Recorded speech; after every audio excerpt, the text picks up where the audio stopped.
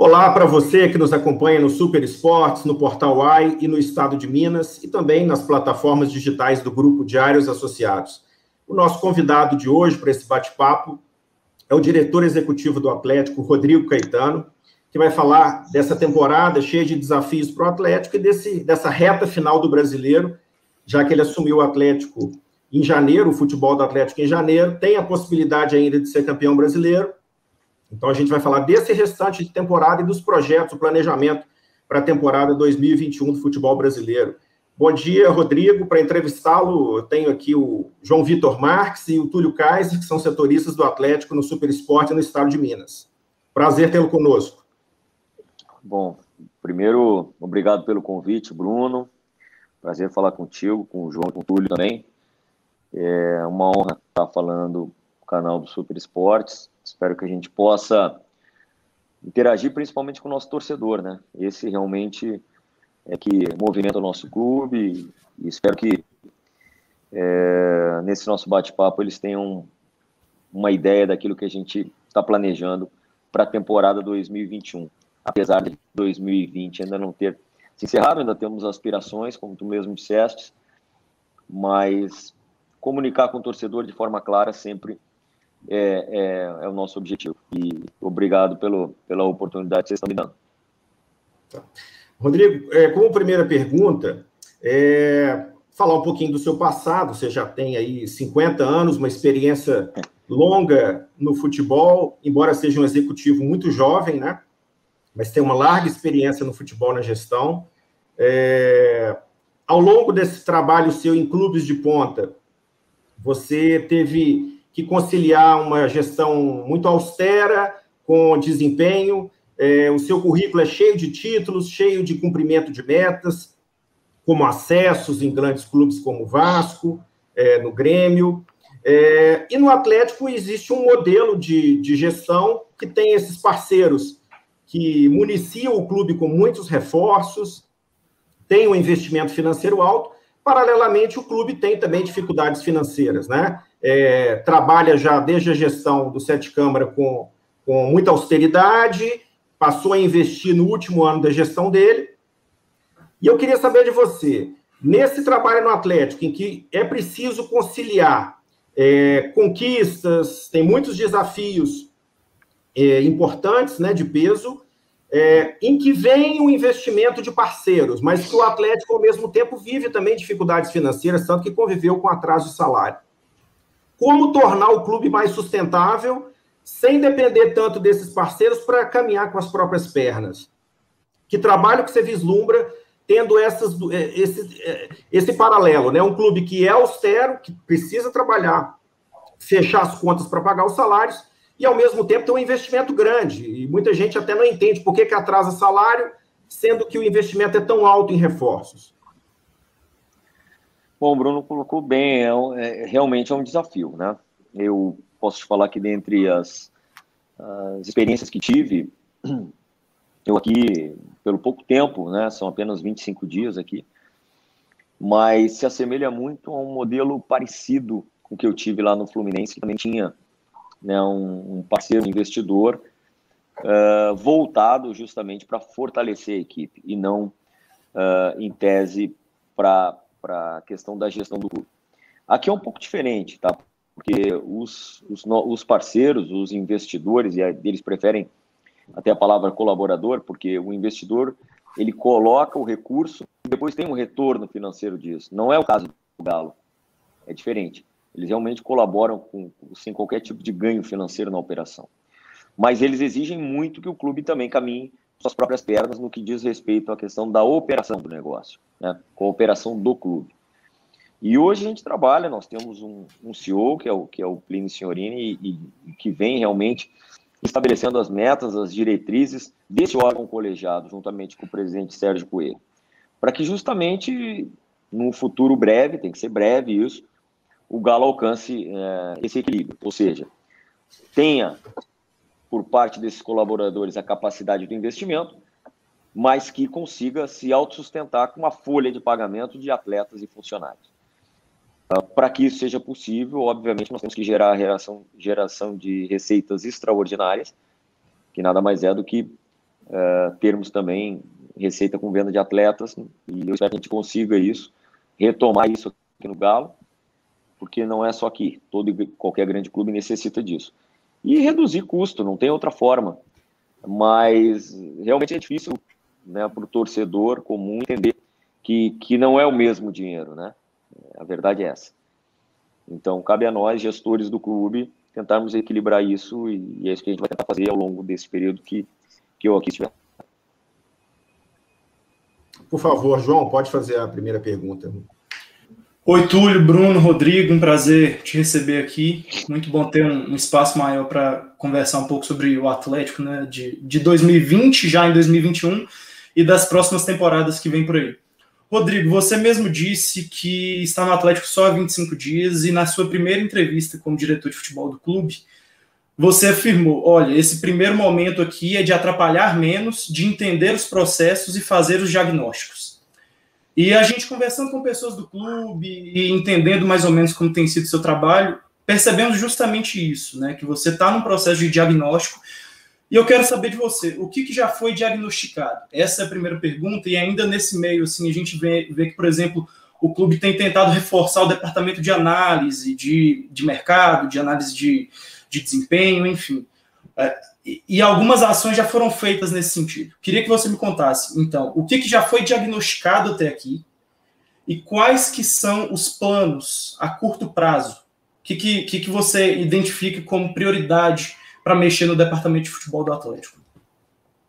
Não, primeiro, deixar muito claro que, ao fazer diagnóstico, não necessariamente você precisa fazer mudança, né? Penso que, na verdade, nesse período, é muito mais dar continuidade para tudo aquilo que foi feito de bom, aliás, de muito bom. Não por acaso o Galo está aí disputando o título e vai disputar até a última rodada, vocês podem ter certeza disso, com chance de vencer. A ideia realmente é impactar o mínimo possível no que diz respeito ao dia a dia do clube. Não significa também que eu já não estou envolvido com os processos. Tem algumas coisas que elas necessitavam já, né, de uma intervenção imediata. Uma delas, quando a gente fala em análise de mercado, todo mundo tem a visão que é a chegada de reforços. Mas saibam vocês que o desafio, o trabalho e até a energia, ela é muito grande na recolocação de atletas que ou já encerraram ou que vão encerrar os seus empréstimos com outros clubes e que tem vínculo com o Galo. Entendeu? Isso vai... que é um número considerável de atletas. Isso a gente vem trabalhando diuturnamente, juntamente com esse departamento de mercado que a gente optou por separar, né? Uma coisa é a análise de desempenho, voltado muito mais para atendimento à comissão técnica, onde realmente o foco é observação de adversários, observação dos nossos jogos também, correção de treino, enfim, tudo que diz respeito ao jogo em si. E análise e o nosso departamento de mercado, que já tem a sigla do SIGA aqui no Galo, é justamente com o foco no mercado de busca de boas oportunidades, extremamente atentos a possibilidades que sejam interessantes para o Galo, recolocação de atletas que não estão sendo utilizados no mercado para tentar, na verdade, rentabilizar os nossos ativos, e ao mesmo tempo, ser um braço do clube, não do diretor executivo, nem do presidente, nem da comissão técnica. É um núcleo, nosso entendimento, e nós aplicamos isso tanto nos dois últimos trabalhos, tanto no Flamengo como no Internacional, de ser um núcleo meio que independente, mas que seja um backup muito importante daquilo que vem acontecendo no mercado e das boas possibilidades, para que quando nós tivermos a necessidade, a gente sabe que teremos todas as informações possíveis. Além disso, obviamente que esse núcleo ele também tem que nos alertar quando o mercado se apresentar uma boa oportunidade. Então eles têm que ser muito proativos nesse sentido. Essa é a ideia. Paralelamente a isso, entendo que nós vamos tentar de todas as formas cada vez integrar mais as divisões de base com o futebol profissional. Já estamos conversando muito a respeito dessa questão da transição, né, do grupo de transição, para que melhoremos cada vez mais o modelo para a próxima temporada. Por isso que eu falo que agora, estamos a 5 jogos do final da temporada, então você modificar as coisas, a probabilidade de, ao invés de você colaborar, é muito pequena. Então, estamos planejando muito, de forma silenciosa no que diz respeito à montagem de elenco, mas todas as questões relacionadas ao processo a gente já vem trabalhando também. Tá. O Rodrigo, só para emendar, aproveitar esse gancho, antes que o Túlio faça a primeira pergunta dele, muito se fala nessa integração do profissional com a base, todo clube fala disso, né? E 2 clubes que são reveladores no Brasil, que fazem trabalhos excelentes, porque também se mantém muito com essa renovação da base, é o Santos e o Fluminense. O Fluminense que você trabalhou, que tem estrutura de Xerém. Existe um modelo que vocês vão seguir baseado nessas suas experiências, no seu conhecimento de futebol? Qual clube que você se inspira para realmente aplicar isso daí, que é falado em todo clube, mas que não é implantado em todo clube? Nem todo clube consegue implantar. Bruno, na verdade, esse último estágio, né, da base profissional é um desafio que todo clube tem que perseguir em solucionar. Não existe um modelo pronto, né? Primeiro passo é você entender aí realmente, principalmente as características e principalmente o perfil do atleta desejado de cada clube, né? Eu penso que você citou 2 clubes que realmente revelam, utilizam jogadores, mas muitos desses casos mais por necessidade do que propriamente por filosofia. Nós temos que inverter essa ordem, inverter essa mão e fazer por filosofia. Vou pegar o exemplo do próprio Flamengo, que mesmo com uma capacidade de geração de receitas, talvez a maior de todo o nosso país, ele não deixa de integrar, não deixa de colocar os seus jovens e não deixa principalmente de vender bem. E se você for lembrar, desde a venda do Vinícius Júnior, o Flamengo realmente se capitalizou demais com receita oriunda de atletas formados na base. O Santos, também por si só, por uma questão de histórico e também hoje de necessidade, faz isso. O que a gente deseja aqui é que seja a filosofia do clube. E a gente vem debatendo muito para que não dependa das pessoas que aqui estão, né? Dependa realmente do que é uma diretriz do clube. Eu posso te falar, né, que isso ocorreu no Internacional, onde eu estive por último. Só você ver a equipe que vem jogando hoje.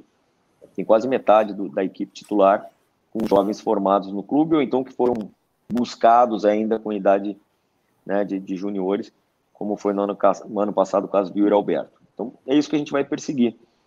Que tenhamos uma equipe altamente competitiva, mas que os reforços eles não acabem, melhor dizendo, impedindo o surgimento e o aproveitamento de jovens talentos.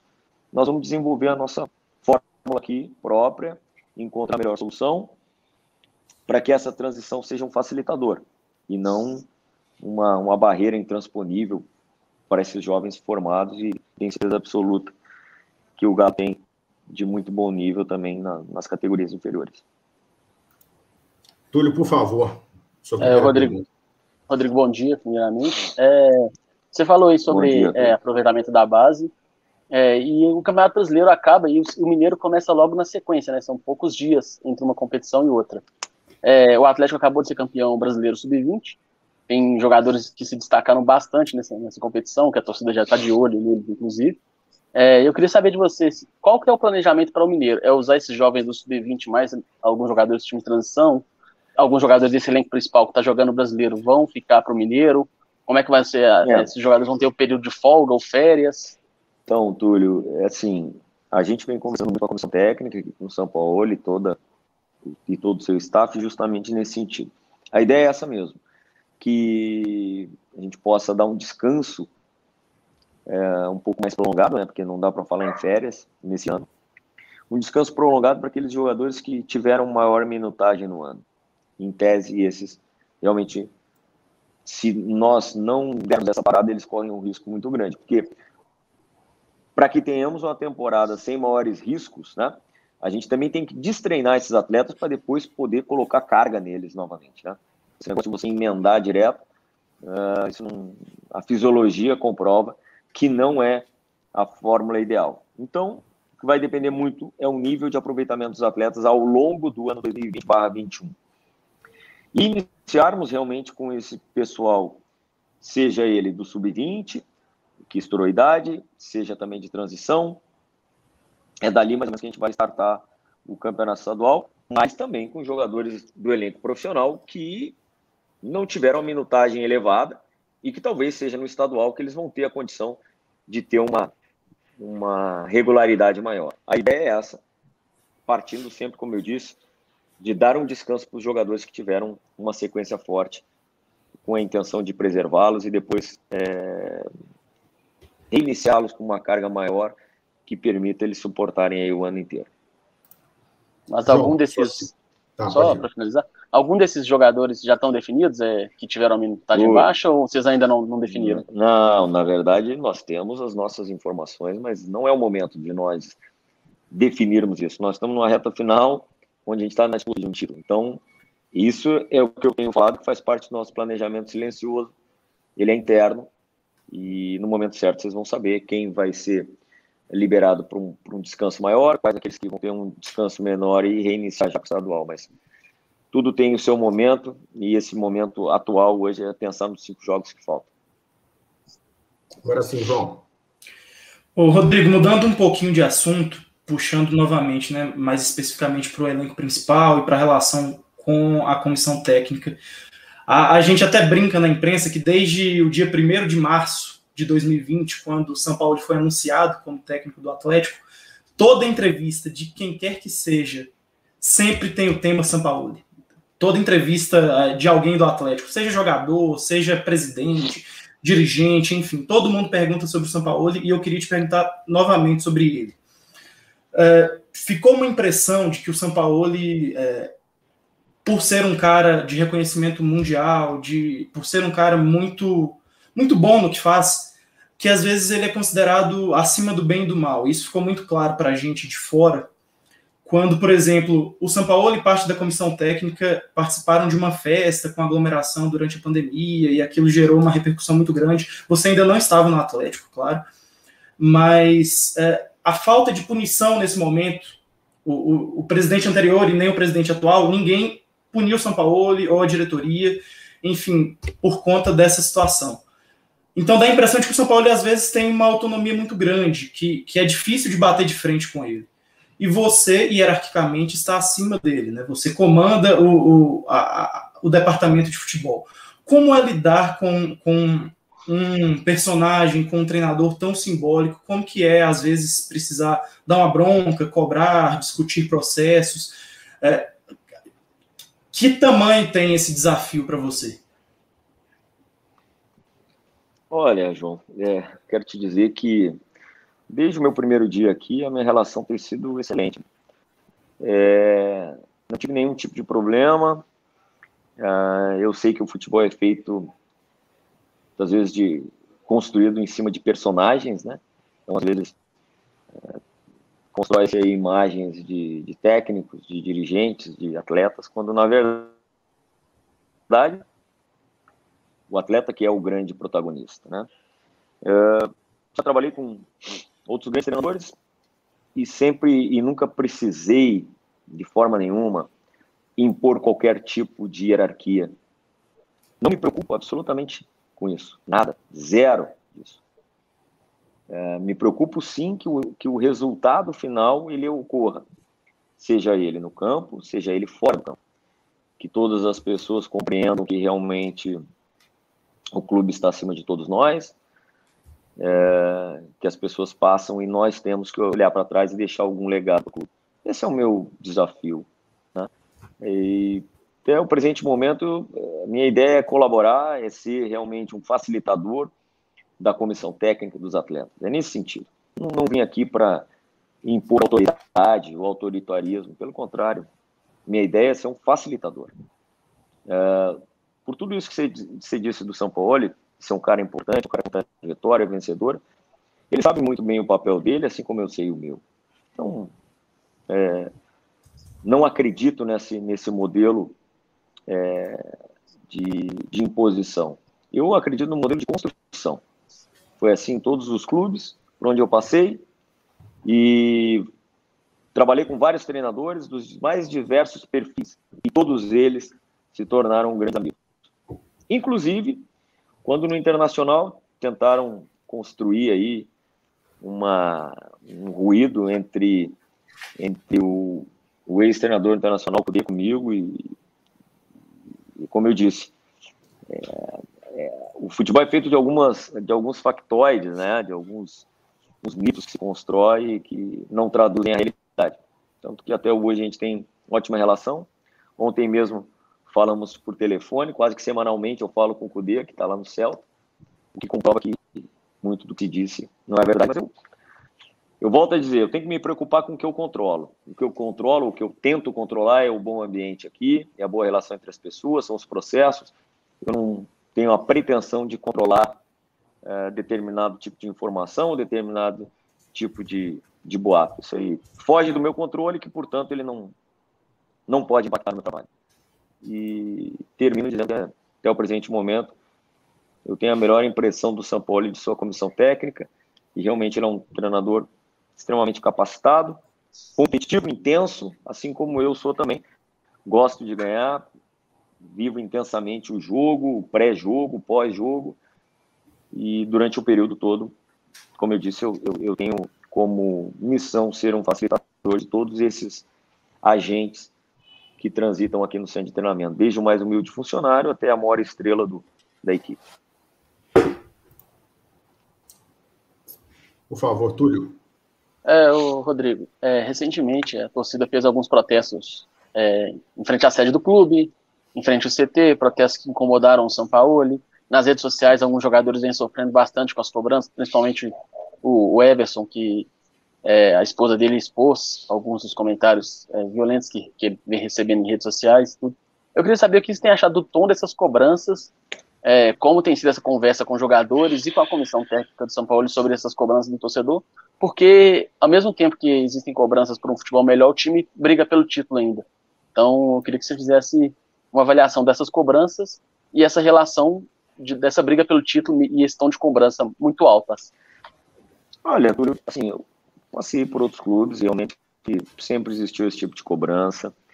Eu só penso que se ela for realizada com respeito e sem qualquer ato de violência, é o direito do torcedor. Eu só não, assim, nesse momento, eu falo por mim que estou chegando, né? Eu sempre tive na torcida do Galo um enorme adversário, um grande adversário, sem dúvida nenhuma, o 12º jogador do Galo. Era muito difícil, sempre foi muito duro de jogar com as equipes que eu trabalhei contra o Atlético aqui em BH. Mas muito duro. Eu sei que nós estamos num momento de pandemia, impede que o nosso torcedor esteja ao nosso lado, mas eu ainda quero viver esses momentos do torcedor ao nosso lado, nos apoiando. Nós estamos numa reta final, como eu disse, faltando 5 jogos, né? Hoje somos terceiro colocado, 5 pontos do líder. Obviamente que todos nós trabalhamos para tentar fazer com que o nosso torcedor esteja feliz, contente, e gostaríamos, sem dúvida nenhuma, de que ele estivesse, principalmente nesse momento, apoiando e incentivando os atletas, porque são esses os atletas que vão lutar pelo título até o final. São esses os profissionais que vão levar o Galo a essa possibilidade de conquista. Então, assim, mesmo tendo torcida, o atleta ele entra em campo muitas vezes mais ou menos com a sua condição emocional tranquila. Eu espero que com o apoio e não com cobrança demasiada, que a gente tenha a tranquilidade para entrar em campo e vencer os jogos que faltam. Agora, não tenho absolutamente nada a recriminar, eu acho que foi uma manifestação, independentemente do objetivo, né, a quem atingiu ou não, foi uma manifestação que foi ordeira, né, não houve nenhum tipo de tentativa de violência. Então, por conta disso, o torcedor está no seu papel, está no seu direito. Gostaria muito que eles estivessem nesse momento realmente fazendo essa manifestação de apoio e ainda tenho certeza que vão fazer. Nós temos 5 jogos e eles vão ver que a equipe tem chance de buscar esse título, está lutando para isso. Os atletas realmente estão honrando a camisa do Galo e vão honrar até o final. E eu tenho certeza que ainda vou vê-los apoiando aqui em busca desse título e no decorrer de todo o ano de 2021. Tomara a Deus, depois da vacina, dentro do estádio. João, por favor, sua pergunta. Rodrigo, falar um pouquinho de mercado. A sua primeira contratação no Atlético foi uma contratação de peso. A gente sabe, né? Você sempre costuma falar que o trabalho do diretor de futebol, do diretor executivo, não se restringe apenas a contratar, mas é isso que fica, né? É isso que marca. Infelizmente, né, João? Infelizmente, né? Deveríamos ser avaliados por um pacote muito maior do que apenas montar o elenco, né? Eu acho que vale o registro, desculpa te interromper, mas realmente vale o registro para que mudemos isso, né? Vocês são importantes nesse processo, vocês são transformadores desse conceito, né? Porque senão o executivo de futebol ele vai estar cada vez mais atrás do resultado de campo e a descontinuidade vai ser a verdade absoluta, né? Seremos trocados assim como troca-se muitas vezes o treinador, que lutamos tanto para que tenha tempo suficiente de trabalho, né? Então vai muito mais além do que montagem de elenco. Sim, sim, e por isso é bom, né, ter esse tipo de entrevista mais longa para falar um pouco sobre isso também, mas também por nosso papel e pelo interesse do torcedor, a gente precisa, né, perguntar um pouquinho sobre o mercado. E é justamente isso que eu queria, é justamente nesse ponto que eu queria tocar. Como que foi a negociação com o Hulk? Porque a gente sabe que queria que você contasse para a gente assim, um pouquinho dos bastidores, como que foi esse processo, porque a gente sabe que tinham outros clubes interessados, e aí aproveitando e emendando, a gente sabe também que vai ser um salário muito alto para os padrões brasileiros. Queria saber se vai ter participação dos apoiadores nesse pagamento, se ficou definido alguma coisa nesse sentido. Então eu queria que você contasse esses bastidores para a gente, o que você pode contar, né? Tá bom. Primeiro, mais outra situação que a gente tem que tentar desconstruir. O Hulk é um jogador internacional, um jogador que volta ao país depois de muito tempo, vencedor lá fora, seleção brasileira, e que acho que nós conseguimos convencê-los que esse projeto, o retorno dele ao Brasil, tinha que ser aqui no Galo. Realmente tivemos praticamente quase 3 semanas aí, desde o dia da minha chegada praticamente, né? Porque foi uma conversa iniciada ano passado pelo Alexandre Matos, e que me parece que não teve andamento, realmente não sei o motivo, mas aí depois na retomada aí, já em janeiro, e particularmente ele, Hulk, foi decisivo na tomada de decisão, principalmente a sua advogada, que é a dona Marisa e doutora Marisa. Ela foi decisiva, veio a Belo Horizonte mais de uma vez, justamente para nós estabelecermos esse projeto, né? Porque um jogador com essa marca, ele tem que ter principalmente a segurança daquilo que o clube oferece a ele. E não é a segurança financeira, não. Porque ele abriu mão de propostas muito melhores fora do Brasil para atender esse convite do Galo. Então foi um encontro de interesses, né? Nós encontrarmos com ele, um jogador importante, e ele viu no Galo realmente a casa, ou a melhor casa para ele retornar ao país. Como eu já disse, a participação importante da doutora Marisa. E acho que muito provavelmente da família do Hulk também, que queria ficar no Brasil. Agora, em relação o Atlético faz aquilo que pode fazer. O Hulk era um jogador livre e que por isso ele se viabilizou. Diferentemente de você fazer uma contratação muitas vezes de peso, que você tem que fazer um aporte financeiro inicial de investimento e que aí sim você obrigatoriamente tem que contar com esse órgão colegiado, com os parceiros que tanto já investiram no clube. Então é um modelo diferente de um projeto de 2 anos, com todos os vencimentos alongados durante o período. E, obviamente, todos partem do princípio que é algo fora da realidade, mas é algo, você pode ter certeza que é algo que o Atlético vai poder cumprir, justamente por conta disso. O jogador é livre.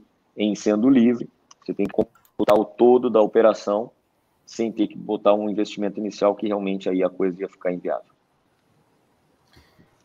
Rodrigo, essa semana na Espanha foi divulgado o salário do Messi, o valor que o Barcelona investe anualmente para manter esse ícone mundial. e foi tratado inicialmente por uma reportagem como um gasto, né, que ele seria o responsável pela crise financeira que passa o Barcelona, justamente pelo alto investimento para mantê-lo no elenco. E um outro jornal veio em sequência, fez uma outra reportagem mostrando o quanto que o Barcelona ganha com o Messi, que não é o dobro, mas é um valor considerável, em torno de 60%, 70% mais que o investimento feito. Mostrando que valeria a pena para o Barcelona, como marca, ter esse jogador, porque ele atrai mídia, atrai direitos de imagem, enfim, vendas de produtos. No caso do Atlético, nos últimos anos, o Atlético vem se notabilizando por ter grandes nomes, né? Desde o Ronaldinho, depois teve Robinho, fez uma tentativa com o Fred, que é um ícone também do futebol brasileiro, não deu tanto certo, e agora o Atlético aposta no Hulk, assim como o Ronaldinho, jogador que estava livre, né? Que veio numa condição favorável. Você gosta desse modelo em que o clube ancora também investimento em algum jogador para tentar fazer ter ganhos extras com esse jogador, como pode ser o caso do Hulk, pode ser muito bem explorado. Sem dúvida. Mas nessa política que você falou, de colocar jogadores jovens, inserir jogadores jovens no elenco, essa política é uma política que você gosta de ter esse jogador também importante, ancorando uma publicidade, marketing esportivo? Olha, Bruno, eu penso que elas não são excludentes, né? Se fosse assim, você vê uma das escolas que é mais exaltada no mundo é justamente a escola de formação do Barcelona. O próprio Messi foi forjado, apesar de argentino, dentro do La Masia, né? Então, ou seja, comprovadamente eles forjaram um dos maiores ídolos da história, se não do Barcelona, dentro de casa.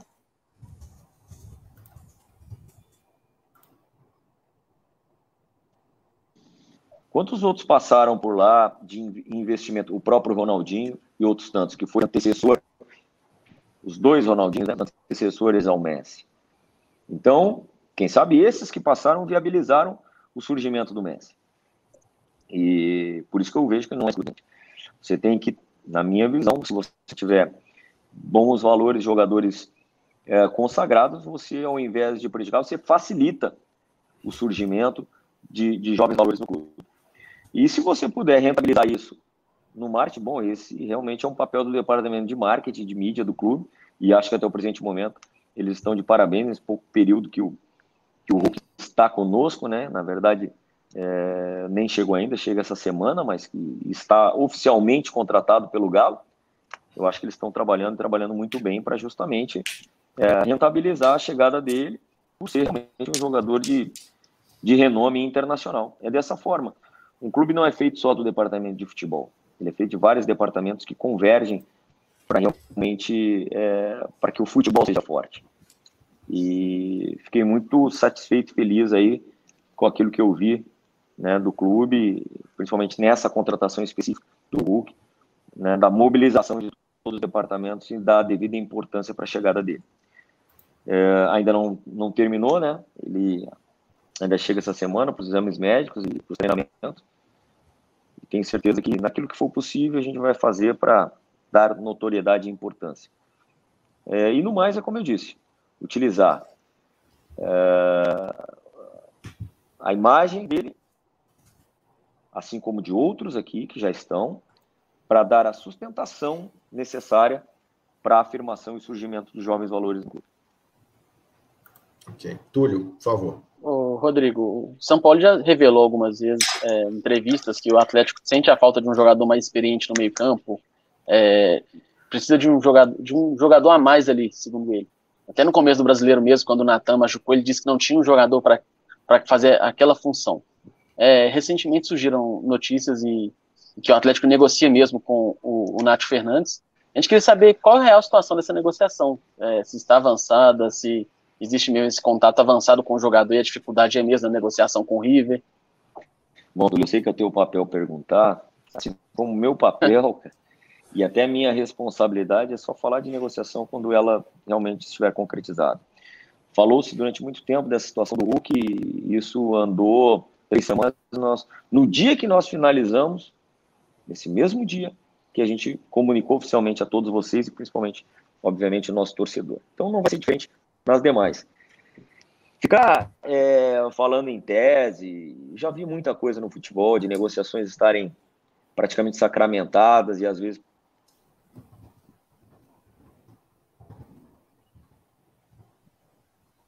de forma assodada o clube e a negociação. Nunca tive essa experiência comigo, porque eu creio que eu tenho um excesso de zelo nesse sentido, e não vai ser diferente. Né? Independentemente do nome, não vai ser diferente. Eu prefiro e só vou falar a respeito de algum atleta quando ele já estiver com o contrato assinado no mínimo. Então, espero que você me compreenda, e eu também não vou falar em relação a posições, como muito se divulga aí, porque, primeiro, nós estamos numa reta final de competir, temos chances reais de conquista, e seria realmente, não sei, vamos lá, seria pouco inteligente da minha parte ficar falando daqueles que estão por chegar, ao invés de falar daqueles que estão aqui lutando por esse título, né? Não é o momento para isso. A gente, quando contratar alguém, e se contratar, a gente vai comunicar. Tenho certeza que você vai me entender o porquê desse zelo todo. Tem muita coisa em jogo ainda nesses 5 jogos. Claro. Rodrigo, então falando sobre pessoas do elenco atual, antes de falar propriamente dos que podem ou não vir. Tem 2 situações muito marcantes e que mexem muito com o torcedor do Atlético, sobre 2 ídolos do clube, né, que seguem aqui, e o Tardelli foi e voltou, né, mas são os casos do Tardelli e do Vitor. Vou te pedir para falar, por favor, individualmente de cada um deles, o que você puder falar, claro. Então vou perguntar primeiro do Tardelli.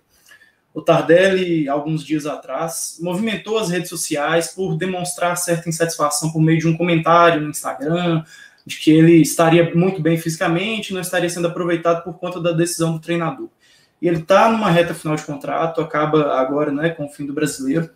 Queria saber de você, primeiro, como que você lidou com essa situação do Tardelli, de conversas com ele, ou eventualmente com a comissão técnica, enfim. Qual foi seu papel nisso, se é que houve um papel mais diretamente aplicado? E segundo, existe a intenção, o interesse do Atlético de discutir uma eventual continuidade do Tardelli no Atlético, ou isso ainda não foi pensado por vocês? Bom, primeiro que eu conversei sim com o Diego, até porque eu conhecia ele lá do Sul, como adversário que foi, né, porque ele estava no Grêmio, que eu estava no Inter. Ele é um dos grandes e dos maiores ídolos aqui do Atlético, pela conquista, pelo que ele representa. Tem contrato até final de fevereiro, é o final do Campeonato Brasileiro, e na verdade o contrato foi estendido justamente por conta dessa temporada totalmente atípica. E no momento certo vai ser debatido. Agora, as conversas que todos nós tivemos, tanto o Sampaoli como comigo aqui, foi justamente no sentido de ter um foco somente nessa reta final. Qualquer tipo de decisão em relação a isso, ela vai ter o seu momento, vai ser tratada com a devida importância que merece. Mas hoje, como eu disse, é muito difícil fazer qualquer prognóstico, porque o nosso foco aqui está nesse campeonato à parte, que é o jogo a jogo. Fazer a nossa parte, vencer os nossos jogos e esperar que os nossos concorrentes que estão acima da gente possam ter algum tipo de tropeço. Mas ele certamente está tranquilo, ansioso, né, porque ele teve muito tempo parado, lesionado, querendo realmente colaborar. E isso é o que a gente tem que valorizar nesse momento. Ele quer ser participativo e colaborativo nessa reta final. Isso é legítimo e só engrandece aí a imagem que todos nós temos dele. Então, a situação dele vai ser tratada no momento certo, com a devida importância que merece. Até o momento, o foco é nessa reta final. Uhum. O mesmo se aplica ao caso do Vitor, por exemplo, já foi até noticiado que ele pensa, inclusive, na possibilidade de eventualmente encerrar a carreira de uma vez, ou de prolongar por mais tempo o contrato, ou de sair, buscar novos ares. A situação do Vitor é a mesma? Tratar mais para frente? A situação do Vitor difere um pouquinho acho que pela própria idade, né? O Vitor, eu posso falar com propriedade porque eu estava no Grêmio e fui eu que pessoalmente o contratei quando ele ainda jogava no Paulista de Jundiaí. né? Ele chegou lá no Grêmio em 2008 e de lá para cá ele se transformou o São Vitor aqui do Galo, né? É extremamente identificado com o clube, jogou só aqui, está numa idade que ele e Vitor, ele tem que tomar uma decisão pessoal antes de qualquer coisa. O que eu posso garantir para vocês é que o Galo vai, de todas as formas, reconhecer e preservar ídolos como Tardelli, como o Vitor. Claro que eles estão em momentos distintos das carreiras, né? Tardelli é um pouco mais jovem, mas o Vitor é uma decisão pessoal. E ele realmente está pensando o que ele pretende para o futuro dele, com toda a liberdade que tem, não só comigo, como toda a diretoria do Galo, para que a gente possa desenhar qual vai ser o futuro dele, né, principalmente na profissão. No Galo eu tenho certeza que ele será eterno.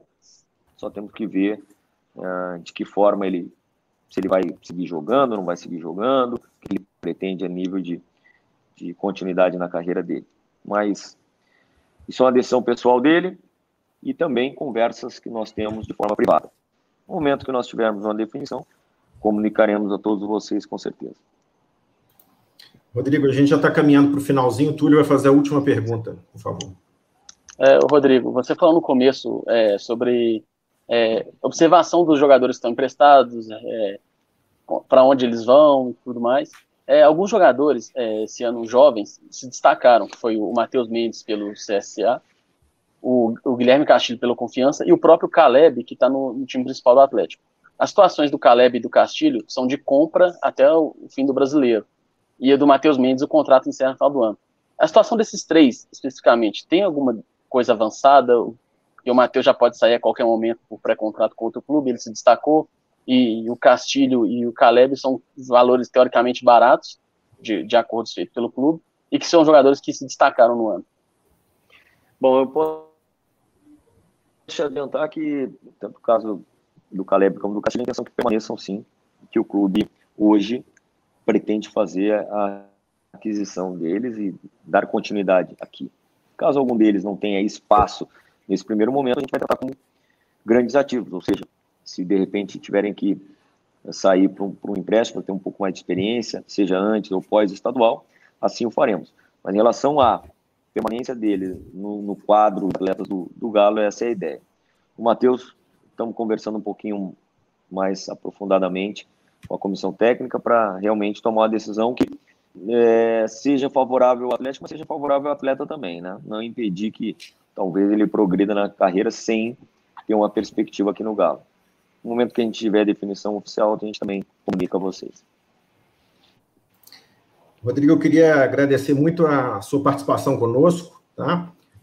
Pontuar aqui, né, que nessa reta final de Campeonato Brasileiro, curiosamente, 3 clubes que você trabalhou, o Atlético, no caso, o Inter e o Flamengo, os 3 estão brigando pelo título, né? Isso mostra também um pouco do seu trabalho recente.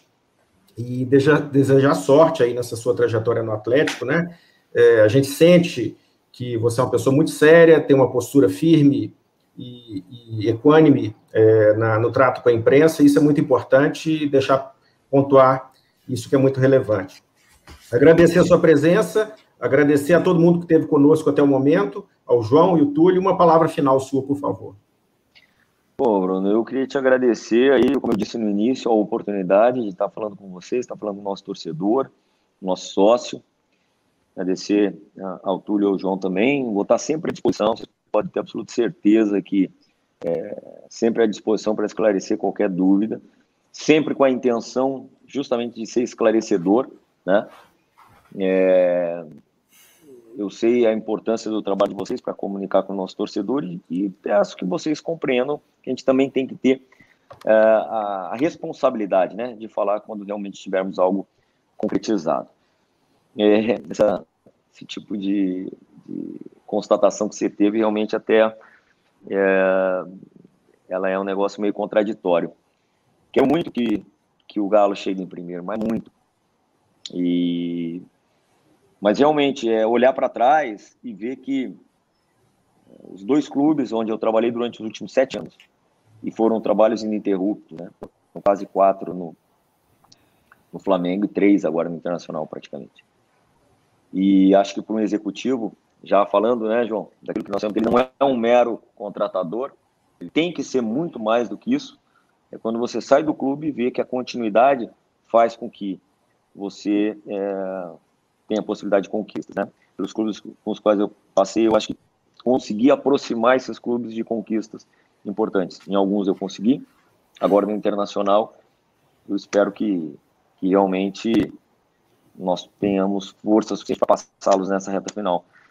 Mas, por outro lado, é uma constatação importante de que, e comprovada, de que um executivo ele não pode ser um mero contratador. Ele tem muita responsabilidade nessa hora para não onerar demais o clube, para não deixar passivo, para melhorar os processos, melhorar a infraestrutura e tentar fazer com que esses clubes possam conquistar coisas importantes de forma sustentável, tá? Obrigado de coração a vocês pelo apoio e vou estar sempre à disposição para atendê-los. Grande abraço. Tem que voltar, Rodrigo. Porque ficaram várias e várias perguntas sem a gente fazer. Vamos para o agradeço demais. Claro, brincadeira. Te agradeço demais. Valeu, Rodrigo, obrigado. Um abraço, Rodrigo, um abraço, pessoal, e a todos que nos acompanharam, fica o convite aí para nos seguir no Instagram, no Facebook e no YouTube. Um abração a todos.